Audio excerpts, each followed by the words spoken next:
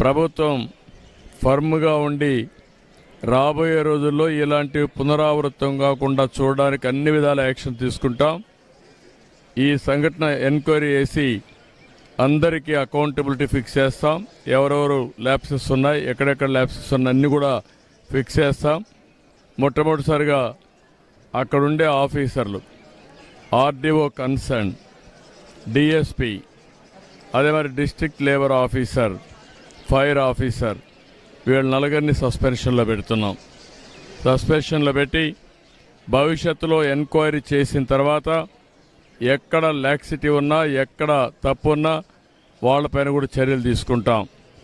రెండోది, మనుషులు కూడా కొంతమంది విచ్చలవిడితనానికి అలవాటు పడ్డారు. ఇలాంటి నేరాలు చేసి ప్రజా జీవితాలతో చెలగాటమాడే పరిస్థితికి వచ్చారు.